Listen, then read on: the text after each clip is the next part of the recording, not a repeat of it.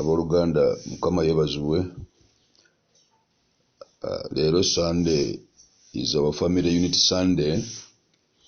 Actually mwoyo gyaddamu n'ambikkulira ko ebuziba tugiyite nga Holy Family Sunday. Yes, Sunday ey'amaka amatukuvu. Amaka amatukuvu gano mwoyo bw'aba agambikkulira tagambikkulira in terms of marriage so much, no. Agabikkula in a way nti ye family eri wamu Mukama Katonda gy'ateeseewo okukola emirimu gye, okutegeeza abantu Katonda n'okuleeta ekitiibwa kya Katonda okulabisibwa mu baana be ne mu bitonde byonna bye yatonda. Ekigambo holy kitegeeza ekintu ekiseetingiddwa part, ekintu ekyawuliddwa, ekintu ekyambaliddwa omwoyo okukola emirimu gya Katonda. Kizibu nnyo okukola emirimu gya Katonda abaana be nga beeyawuddemu. Kizibu okukola emirimu gya Katonda nga temussa kimu. Kizibu okukola emirimu gya Katonda nga waliwo asoomooza oli oba ono, buli omu ng'avuma munne. Emirimu gya Katonda tugikolera wamu nga tuli unit, nga tuli holy, nga twawuliddwa, ate nga tunywa omwoyo gumu, ate nga tutambulira mu mwoyo gumu, era nga tussa kimu abooluganda. So that's why Sunday eno ebeerako okugaba amafuta, naye ate nga tugagabira mu maanyi ago aga Holy Family, ennyumba eyawuliddwa wamu, amaka agawuliddwa wamu, family eyawuliddwa wamu okukola emirimu gya Katonda. Actually buli family bw'ebeera holy, kyangu nnyo okubanga abaana abamu ekikaakyo olina family y'ekikaakyo ne togifunangamu kalungi. Teri muntu ayinza kukubuulira kintu kituufu. Abamu bawalagananga, abamu bakubagana, abamu tebaagalana, abamu balogaŋŋana, abamu basamize, abamu babbi, abamu bamalaaya, buli omu alina ky'alina. So ennyumba eyo ogenda kwesanganga amazima. Though ye family gy'ozaaliddwamu ne tofunangayo mirembe, tofunangayo kusaasirwa. Waliwo abaana abamu bukyobeerawo mu family eyo, tofunangayo kigambo ekikuwa amaanyi gawangula. Tofunangayo muntu akugamba mwana gwe oli wa mukisa. Tofunangayo muntu akugamba no Katonda yakutonda mu kifaananyi kye. Tofunangayo muntu akugamba nedda gumiikirizo ojja kuwangula. Tofunangayo muntu akuwa ekigambo ekikutwala mu maaso okuggyako by'owulira byebiriwa. Oli kikolimo, oli walemererwa, gwe tojja kufumbirwa, gwe tojja kuzaala, gwe walogebwa, gwe olina kino. Ogenda kuwulira ebigambo byonna ebiva mu famire eyo gy'obadde oyita famire ye ey'omubiri ng'amazima amatuufu byonna buli bw'obyebuliriramu 99 bikuzzabuza mabega. So ogenda kwesanga famire eyo teri holy ku lwa Katonda. Naye wano tulina Mukama ekisa kyatuwadde as Fame International Church family. We have Fame family. We twegattira ne tunywa omwoyo gumu, ne tulya ekigambo kimu, ne tufuna enkomerero y'emu, ne tutambulira wamu, ne tukola ebintu ebyawamu. Ekigendererwa kiri kimu, kya kugulumiza kitiibwa kya Katonda yatelemererwa, kya kulaga Katonda waffe eri amawanga nti Katonda waffe ye Katonda w'amawanga, ate ye Katonda yeeyogerera, ye Katonda yeetambulira. Kasita omukkiriza n'okkiriza okutambulira mu makubo ge. Ayogera mu Zabuli essuula ya 13 olunyiriri lwa 7 nti yatuma ekigambo, ekigambo tekyaddanga tekikoze. Ekigambo kya Katonda ye mwana wa Katonda. So olwaleero nga tujaguza olunaku olwa Fame family, olunaku olwa Holy Family, leka tusabe Mukama Katonda atuwe omwoyo gw'obumu, leka tubeere bamu mu Kristo Yesu. That's why olwaleero nsaba Mukama atuwe ekisa twebulireko ku kyawandiikibwa kiri mu Bakolinso ekisooka essuula ya 12 okutandikira ku nnyiriri lwa 12. Alina Bayibuli ajja gisoma okutuuka ku lunyiriri lwa 30. And you make a simple summary of that scripture. Mukama Katonda atwambalize wamu amaanyi ag'obumu. Nsaba olwaleero twebulireko ku kigambo kino ekyogera ku mubiri gumu n'ebitundutundu bingi. Abooluganda tunuulira omubiri gwo wonna w'oli, awuliriza enjiri eno, na buli omu andaba wonna w'ondabira. Tunuulira omubiri gw'ogwo. Omubiri gw'ogwo gulina ebitundu bingi. Bw'otunuulira kuliko emikono, kuliko obugalo, kuliko amaaso, ennyindo, enviiri, amagulu. Actually n'akabina weekali, n'olubuto weeruli, amannyo weegali, buli kimu kwekiri ku mubiri gw'ogwo. Ate kirina nsaba Mukama Katonda akifikisinge omubiri gwo gubenga gujjudde ku ekyo kyenjogerako mu linnya erya Yesu. Naye bw'otunuulira omubiri gwogwo guli gumu, is a unity body, is one body. Omubiri guli gumu. Naye bw'otunuulira omubiri ogwo abooluganda gulina ebitundutundu bingi. Ebitundutundu bino ebingi ebiri ku mubiri ogwo ojja kwesanga okutu kye kukola, omukono si kye gukola, erinnyo kye likola, amaaso si kye gakola, omumwa kye gukola, amatu ate si kye gakola, omukono kye gukola, amagulu si gye gakola. So buli kitundu ekiri ku mubiri gwogwo abooluganda mpuliriza naawe andaba ku mukutu gwonna gwondabirako abooluganda ojja kwesanga nga buli kimu kirina ensonga lwaki kiri mu kifo we kiri. Katonda yakiteekawo for the beauty of its being, for the beauty of its presence and for the beauty of the body. Wali okubyeko akafaananyi n'olaba okugulu nga kuli mu kyenyi. Wali okubyeko akafaananyi n'olaba omukono nga guli ku kabina. Wali okubyeko akafaananyi ng'olaba okugulu kuli ku lubuto.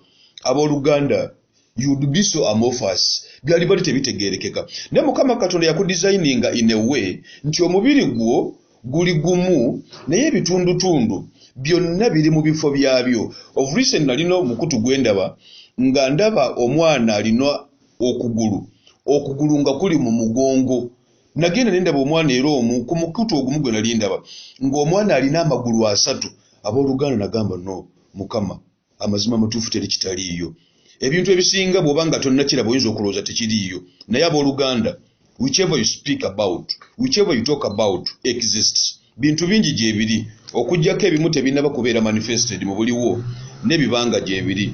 So abooluganda omubiri ogenda gusanga nga buli kintu Mukama kye yateeka ku mubiri kirina ekigendererwa. Bwe yateeka ku mubiri gulina kye gusaavinga.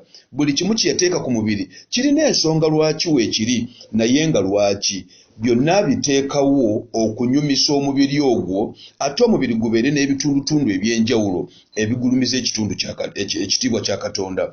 Amaaso we gali okulaba, emikono gikwate, amagulu gatambule, omumwa gwogere, omutima gukulowolereze. Buli kimu kirina omugaso lwaki kiri ku mubiri gwo. Naye abooluganda ebintu bino byonna bikolera wamu as a family. Bikolera wamu as a unity. Teri kyesiganganiza ne kigamba nze siri mukono ekyo sijja kikola, ekyo siri mutu. No, buli kimu kikola kitundu kyakyo era akadde kakyo bwe katuuka ak'okukola kye kateekeddwa okukola. Abooluganda kijjayo obuvunaanyizibwa bwakyo ne kikola kye kiteekeddwa okukola. Abooluganda Mukama yatutonda n'atuteekako ebintu eby'enjawulo sincerely for his glorification. Ogenda kulaba nga buli kimu kivunaanyizibwa kyenkanyi okutuukiriza ekitiibwa kya Katonda. Naffe as Holy Family, ennyumba eseetingiddwa part, ennyumba eyawuliddwa okuleeta ekitiibwa kya Katonda. Bino byennyini Mukama byatwagaza nti ng'abaana abakuŋŋaanira mu nnyumba emu, ffenna Mukama atuwadde ebirabo eby'enjawulo. Abamu abawadde ebirabo eby'okusinza, kutendereza, okuyamba bannammwe, okwogera ne bannammwe ne bafuna emirembe. Abooluganda ebintu bino obikozesenga okugulumiza ekitiibwa kya Katonda. Tobeeranga mu kifo, tobeeranga mu nnyumba, tobeeranga mu banno gwe ng'oliwo nga nattabula. Abooluganda buli ekitundutundu ekiri ku mubiri kirina ekigendererwa. Eriiso bwe lifuna akantu akalisiiwa, omukono gudduka sipiidi ne gutakulaawo awabadde wasiiwa. In other words, ku bulamu bw'abantu aba bulijjo, abantu abamu banafu. Obunafu bwabwe bw'obanga weebuli gw'alina amaanyi mu eri eyo, gwe Mukama gwawadde anointing okuyamba munno, please genda omuyambe, genda omukwatireko, mugambe no please ku lwa Katonda leka kino kibeere bwe kiti. Ojja kusoma Olunyi lwa 25 wansi ojja kulaba nga lugamba so that there should be no division in the body but that its parts should have equal concern for each other. Abooluganda bonna gye muli, bonna bwe musinzira okuwuliriza enjiri, fangayo ku munno. Bw'olaba munno nga munafu, bw'olaba munno nga agwa, bw'olaba munno ebyobulokole nga tennaba bitegeera bulungi, muyambe. Nebaza Mukama Katonda ku lw'abaana bange wonna we muli, abali e Uganda, abali emitala w'amayanja, muyamba nnyo bannammwe abaana abasinga. Wadde era mubagatta ku mukutu ne mugaba bannange yogerako ne ddadi akubulira lwaki ensonga weeziri. Recent abaana bangi babadde ebweru eyo. Olivia lina abaana bangi be yali yampeereza nga bakusabira nga baabula nga balina ebibatawaanya. But by God's grace nawanika omukono ku lw'ekitiibwa kya Katonda mu nnaku 2-3 mbadde ndaba bujulizi Mukama nga akikoze mu linnya erya Yesu. Kati singa omwana yali teyeekutte ku Olivia oyo nzikiriza bulungi yali badde alina ebizibu bingi ebimutomedde ne ku lw'ekitiibwa kya Katonda yalabise era obujulizi kwe buli ku mikutu egyo egy'enjawulo ababulaba mu bulaba ate n'ekika kye ne famire ye nsanyufu ku lw'ekitiibwa kya Katonda. Nene weebuuza bannange singa Katonda ono teyajja twalibaddewa? Singa Katonda ono teyatulokola twalibaddewa? Singa Katonda ono tatulaga kitiibwa kye twalibaddewa? That's why we must have equal concern for your brothers and sisters. You need equal concern for a neighbor. Abooluganda, your neighbor ayinza okubeera omuntu nga temukwatagana. Your neighbor ayinza okubeera nga wa ddiini. Your neighbor can be a witch doctor. Your neighbor can be a drunkard. Your neighbor can be a prostitute. Your neighbor can be anybody. Atayagala Katonda naye abooluganda oyo Katonda gwakuwadde abeere muliraanwawo ate gwe n'akuwa ekitiibwa ekitegeera Katonda. In other words, ayagala gw'otegeere Katonda oyamba oli atetegedde Katonda okumutegeeza Katonda, because he or she is your neighbor. Omuntu ayinza okuba nga muline temuli enzikiriza yammwe si yeemu, tekitegeeza kumukyawa, tekitegeeza kumuvuma, kubanga buli lw'onoomuvuma bw'onooba omweggyeko togenda kumutegeeza Katonda wo atalemererwa. Ne bw'oba ng'oli mu Bwarabu, ne bw'oba ng'oli mu bantu b'amadiini amalala, please love each other. Ebitundu bino byonna bikolera wamu kubanga binywa omwoyo gumu, bissa kimu era biraba destiny y'emu, bizimba mubiri gumu, ky'ekitiibwa kya Katonda. Abooluganda gwe nange tuli mu kifaananyi kya Katonda. Oba oli mweru, oba oli muddugavu, oba oli muwanvu, oba oli mumpi, oba ofaanana otya, mwenna muzimba kitiibwa kya Katonda. Mwenna muzimba kitiibwa kya Katonda. So okuzimba kitiibwa kya Katonda kitegeeza ki? Kitegeeza ebibala bye tubala biteekeddwa okubeera in line with the spirit of the Most High God. Bw'oba oyagala ne munno mwagaza okwagala, ate toyagala enkya n'okyawa, ojja kuba obyonoonye. Ate togumiikiriza mu bugumiikiriza mu complainingira, please ojja kuba obyonoonye. Bw'ogamba Mukama asaba omwoyo w'obugumiikiriza, Katonda tomuwa limit. Gumiikiriza oba lunaku, oba wiiki, oba mwezi, oba mwaka. Wait for God's manifestation. Linda Katonda w'anaaviirayo agambe mwana wange kano ke kaseerako. Abooluganda, God's time is the best. Ebitundutundu bino byonna bikolera wamu, naye ebitundutundu buli kimu kirinda paati yaakyo. Abooluganda, bw'otuula ekigere kiwummula, kiba tekitambula. Kati ekitegeeza bw'otuula akabina kati ke kakola. Otuula ku ntebe kati it is part for the kabina okutuula, ekitegeeza okugulu kuwummuddeko n'omukono guwummuddeko. Bw'oba otemya abooluganda omukono guwummula, so that the eye does its part. Buli part eri ku mubiri gwo ekola ekitundu kyayo abooluganda mu bwenkanya. Nsa Mukama Katonda ebirabo ebyenjawulo byateeka mu famire obikozesenga okutuukiriza paati yo, ate okkirizenga Katonda kyakuwadde. Bw'abanga talina kikuwa tofuma oyo akirina. Nkubamu akafaananyi omukono nga guvuma ekigere, nkubamu akafaananyi eriiso nga livuma ennyindo, nkubamu akafaananyi okutu nga kuvuma amaaso. Laba ebiiso byakula bubi, laba ebikono byakula bubi, olwo nno okutu nga kuvuma. Then okutu gwe bw'oba ovumye ate onoolaba otya? Waliwo ekiteekeddwa okulabira. Abooluganda, Mukama Katonda atuwadde ebirabo ebyenjawulo for purposes of complementation. That's why buli bw'obeera mu banno ng'olina omwoyo w'okuvuganya, the spirit of competition. The spirit of competition is satanic. Omwoyo w'okuvuganya abooluganda wa sitaani. Mwoyo wa Katonda teyeevuganya. Mwoyo wa Katonda does not compete with himself. Mwoyo wa Katonda complements, fulfills himself. Buli bw'alaba awali a weaker vessel aleeta oyo who is a stronger vessel okuyamba oli omunafu asituke. Era abooluganda neebaza nnyo Mukama nti mummwe mulimu abanafu Momo mulimu abajjaje muli nga banafu. Abajjaje muli nga banafu. Bajjaje muli kubanga mulina amaanyi Katonda g'abawadde. Olina ekirabo ekisobola okusitula omuntu oyo. That's why ngamba nnyo. Teri muntu munafu nnyo atasobola kusitula munne. Buli omu Mukama Katonda alina ekirabo kyamuwadde. Nti mu kirabo kyamuwadde eky'amaanyi ago oyinza obutakiraba naye nga waliwo akiraba. Ate obudde obusinga abamu mukitegeera nga kimaze okubavaako. Nesaba Mukama Katonda ono omwesigwa. Ekirabo kyakuwadde okikoze senga okusitula ekitiibwa kya Katonda. Oli bw'ajjanga munafu, please musitule.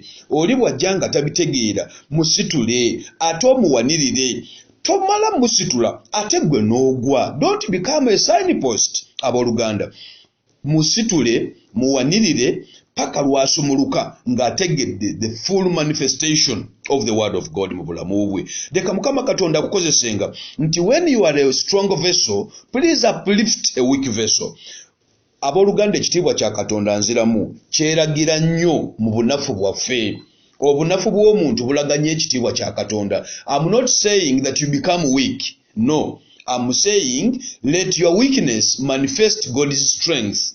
Actually, when you are weak, according to God you are strong. Kubanga leero bw'obanga olina ekikuchalenjinga, Katonda agenda kikujjirawo. Olumala okukikujjirawo, obeere w'amaanyi, ekitiibwa kyerage mu bulamu bwo, ate Katonda agulumizibwe. Kyova olaba buli bw'obanga olina obunafu, obunafu obwo buteeke mu maaso ga Katonda. Yalina amaanyi agabukujjirawo, yabwambaza ekitangaala, yabwambaza amaanyi, obubadde obunafu ne gafuuka maanyi mu bulamu bwo. Ebitundutundu bino abooluganda nk'omu akafaananyi singa okugulu kuba tekukyasobola okutambula obulungi. Waliwo omuntu gw'ogenda okusanga ng'ate atimbyewo omukono nga guyambako okugulu. Abooluganda ebintu bino byonna bikolera wamu for complementation. That's why you don't need to compete. Abaana abamu mukompitinga nnyo. Gundi alina kino nange nteekeddwa. Nange yes, bw'oba okikoze mu mwoyo wa Katonda nga yakulagidde nti kino ekintu kirungi naawe beera nakyo.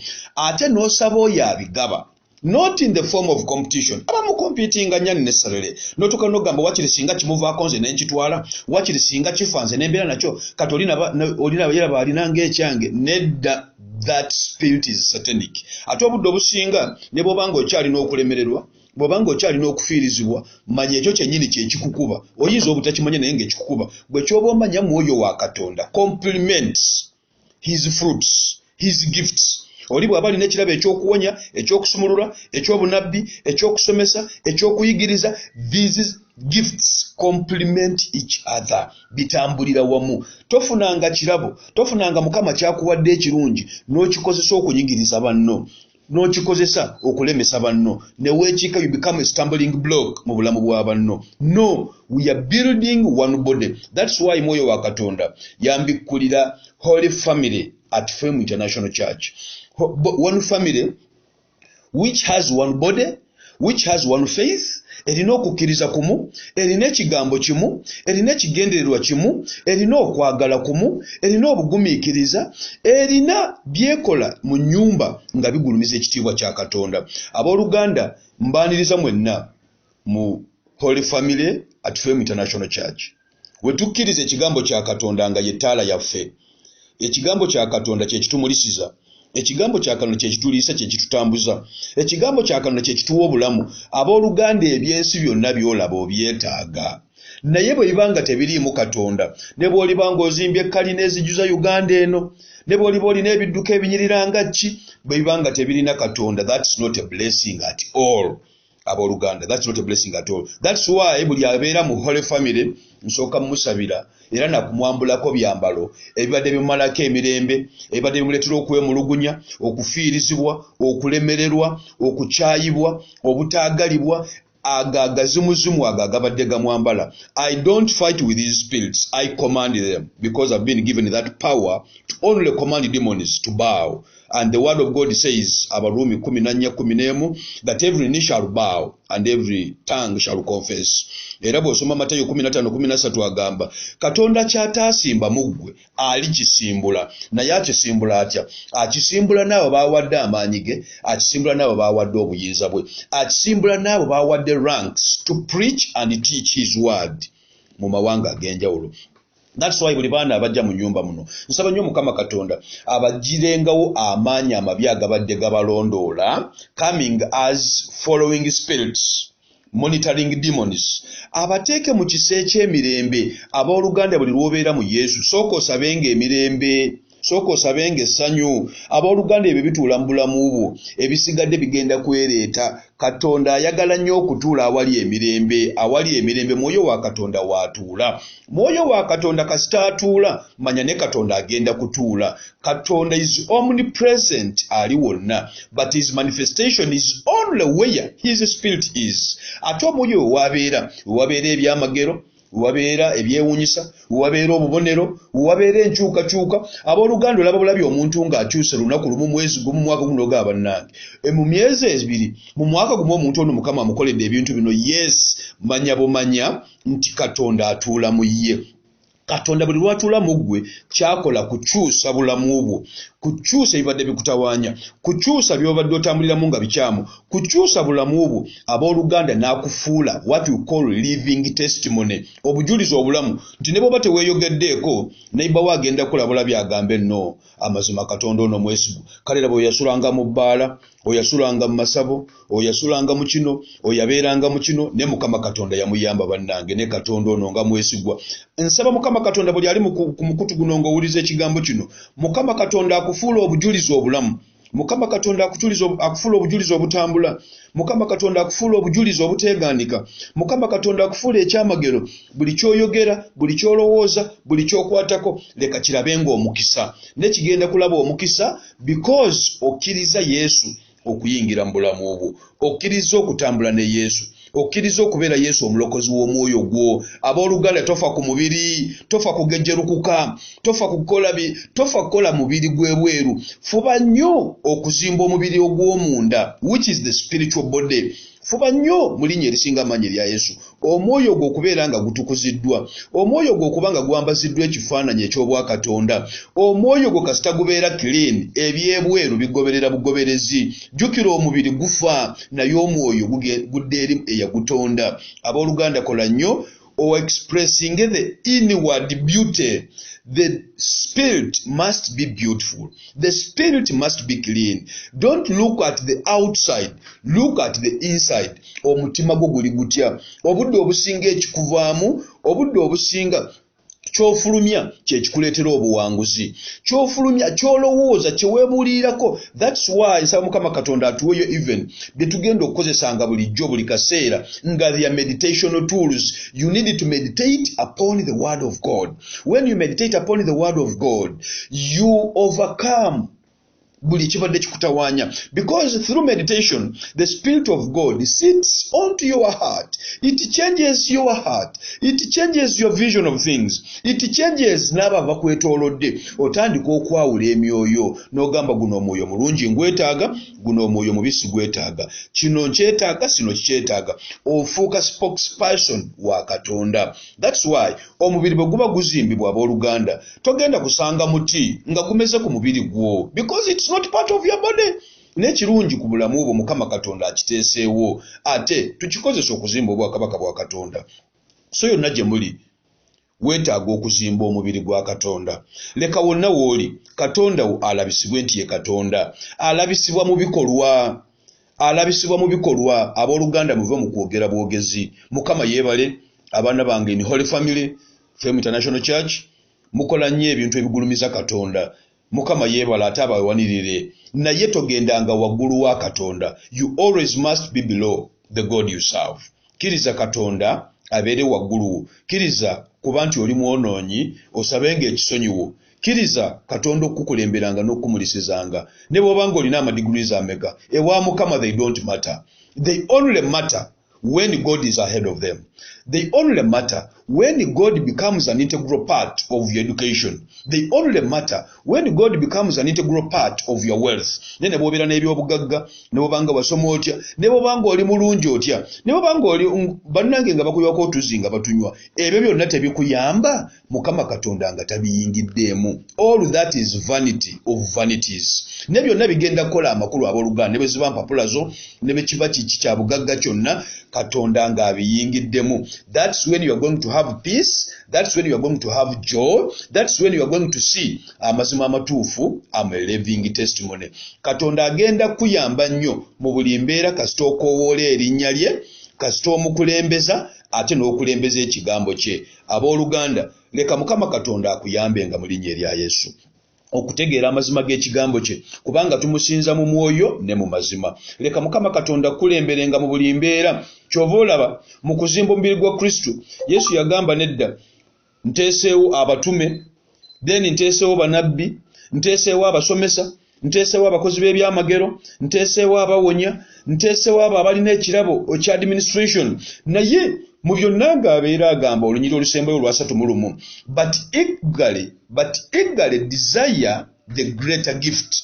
Always nonyanga ekisingako, always be within that desire, be within that urge within yourself, okukola ekisinga obulungi ewa Katonda. Abooluganda kiwulirenga buli kaseera nti mu nnyumba ya Mukama weetaaga okukolangamu ekirungi. Totunuulira munno kyakoze, gwe tunuulira ekikyo ky'osobola okukola n'ogamba nedda kino nteekeddwa kikola mu nnyumba ya Katonda. Obeera ku mativi ag'enjawulo n'olaba omwana ng'akutte ekizimbe ekiramu obukadde nga 10 akiwaddeyo eri ekkanisa, oli akutte ettaka aliwaddeyo, oli akutte ente, oli akutte obukadde 10, oli ajja mu kkanisa okuyamba abaana, oli kkanisa agiwadde TV, oli agiwadde radio. Abooluganda, this is the level that glorifies the name of the Most High God. Ebintu by'ensi bya Katonda. Bw'osoma Zabbuli essuula ya 24 olunyiriri olusooka egamba ensi n'okujjula kwayo byonna bya Mukama. Abooluganda, it is high time you moved from the level of just praying, of just talking about the word and not acting on the word.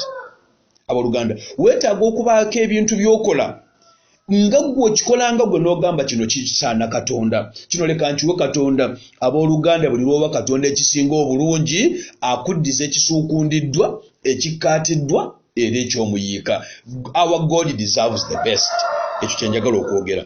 Katonda azyagala nnyo ekisinga obulungi, era Mukama buli lw'omuwa ekisinga obulungi, abooluganda akuddiza ekisinga obulungi, ate akikovenantinga n'ekika kyo, akikovenantinga ne family yo, akikovenantinga n'emikwano gyo, akikovenantinga n'oyo yenna ajja mu maaso go. That's when you become a blessing mu bulamu bw'abalala. Ne bagamba ne bannange nze buli lwensinkana omukyalo oyo, buli lwensinkana omwami oyo, ndabira ddala nsisinkanye omukisa. It is because you have accepted to become a blessing. Ne buli lw'obanga olina ekintu ky'okola ng'okyekukulira, kano kange, ate bwe naakawa kyaki kagenda kugaggawaza kyaki. Katonda oba omuwadde oba tomuwadde ajja kusigala